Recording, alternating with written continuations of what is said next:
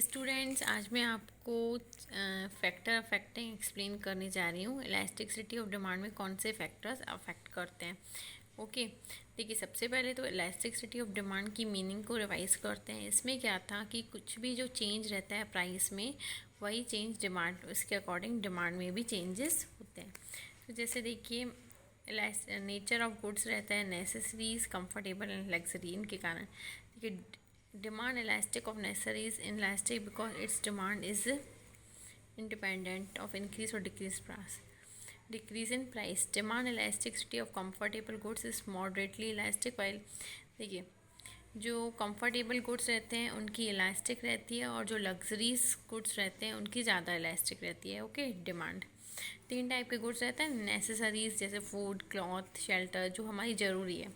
Comforts जो लगभग सबके पास ही है, और लग्जरीज जिसमें बहुत रिच पर्सन आते हैं। ओके, तो इन तीनों की डिमांड में जो इलास्टिसिटी ऑफ डिमांड है वो कैसे हो जो डिमांड की इलास्टिसिटी होती है वो ज़्यादा होती है कि कम, ये बताया गया है। सब्स्टिट्यूशन देखिए, अगर सब्स्टिट्यूट्स अवेलेबल होंगे किसी भी गुड्स के तो इलास्टिसिटी हाई हो जाएगी। When price of these goods, और जब इन गुड्स के प्राइस बढ़ जाएंगी, जैसे किसी भी गुड्स का प्राइस बढ़ जाता है तो हम उसका सब्स्टिट्यूट लेने लगते हैं ना, है ना। गुड्स सेम हो, भले थोड़ी क्वालिटी कम हो, तो इसका सब्स्टिट्यूट हम लेने लगते हैं। जैसे अगर इन गुड्स की डिमांड कम हो जाती है तो सब्स्टिट्यूट्स भी कम हो जाएंगे। जैसे टी, कॉफ़ी, गुड़। टी की जगह हम कॉफ़ी पी सकते हैं, कॉफ़ी की जगह टी पी सकते हैं, तो ये एक दूसरे के क्या हुए, सब्स्टिट्यूट से। गुड़, शुगर, गुड़ की जगह शुगर, शुगर की जगह गुड़ खा सकते हैं, तो ये सब क्या है, substitutes.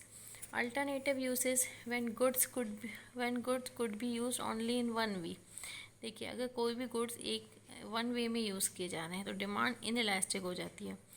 When it would be use in many ways, और ये मैनी वेज में यूज़ होते हैं तो डिमांड इलास्टिक हो जाती है। ओके, डिमांड अगर वन वे में यूज़ होगी, अगर गुड्स का जो यूज़ है वो वन वे में होगा तो डिमांड इनइलास्टिक होगी, लेकिन गुड्स का यूज़ बहुत जगहों में होगा तो डिमांड क्या हो जाती है, इलास्टिक हो जाती है। ओके, ये कहाँ पर यूज़ होती हैं, रेलवेज में। ठीक है, postponement of consumption, if consumption of any goods can be postponed. अगर किसी भी गुड्स का कंजप्शन हमने करना छोड़ दिया है तो डिमांड इलास्टिक हो जाएगी। जैसे पर्सन के पास 2 वुलन क्लॉथ है ना, किसी रीज़न के कारण जो वुलन क्लॉथ के प्राइस है वो बढ़ जाते हैं, तो कंज्यूमर पोस्टपोन कर देता है दूसरा स्वेटर लेने के लिए। अरे लास्ट ईयर का स्वेटर पड़ा है तो हम इस साल क्यों स्वेटर लेंगे, तो डिमांड क्या हो जाएगी, इसकी इलास्टिक हो जाएगी।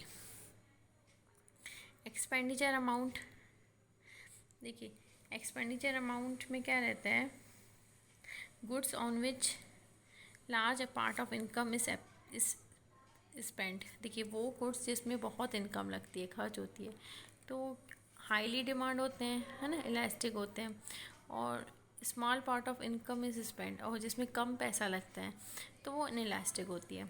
ठीक है, इनइलास्टिक मतलब कि डिमांड बहुत ज़्यादा होना, और इलास्टिक मतलब डिमांड बहुत कम होना। ओके, इनकम लेवल देखिए, रिच पीपल की जो इलास्टिसिटी ऑफ डिमांड रहती है वो इनइलास्टिक रहती है। दैट मीन्स जो रईस लोग होते हैं वो, उनकी डिमांड इनइलास्टिक रहेगी। दैट मीन्स वो कुछ भी खरीद सकते हैं, ठीक है, उनको कोई भी इफेक्ट नहीं पड़ता। लेकिन अगर मिडिल क्लास लोग हैं, उनकी इनकम कम रहती है तो उनकी डिमांड इलास्टिक रहती है।